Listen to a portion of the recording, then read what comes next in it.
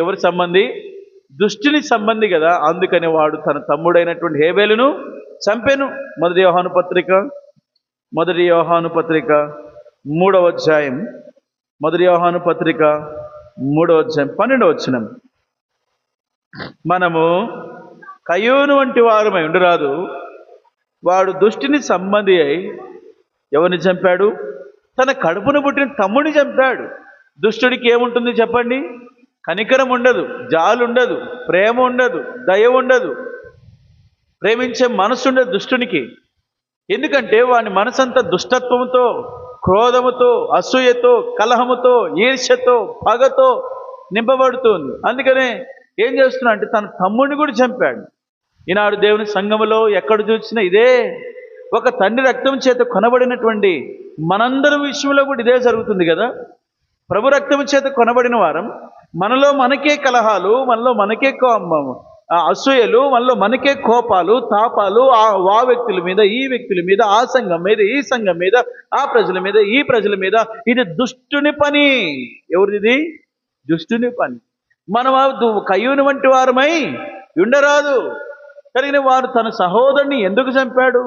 ఒక తండ్రి బిడ్డని ఎందుకు చంపాడు? ఒక తండ్రి చేత ఇద్దరు వచ్చిన వాళ్ళే కదా, ఒక తండ్రి చేత వారు పుట్టినవారే కదా.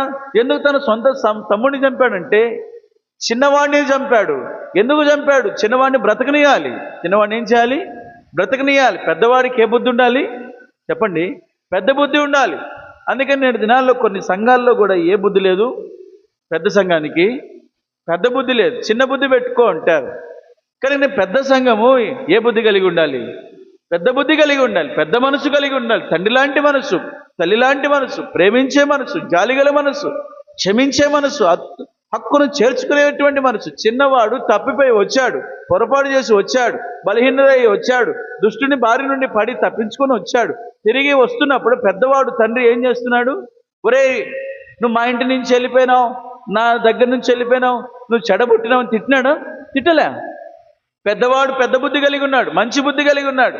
వాడు ఎలాంటి వాడు అయినప్పటికీ ఏం చేస్తాడు? ఆ వ్యక్తి మెడ మీద పడి ముద్దు పెట్టుకున్నాడు.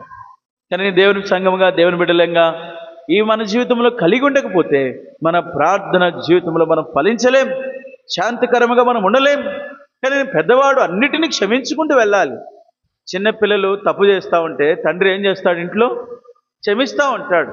పగలు కొడుతూ ఉంటే క్షమిస్తూ ఉంటాడు, కొన్నిసార్లు గద్దిస్తాడు, తర్వాత క్షమించుకుంటూ వెళ్తాడు. అలాగే దేవుని సంఘములో మనము వయసు రీత్యా పెద్దవారు ఉండొచ్చు, కానీ ఆత్మీయ జీవితంలో ఎలాంటి వారై ఉండాలి?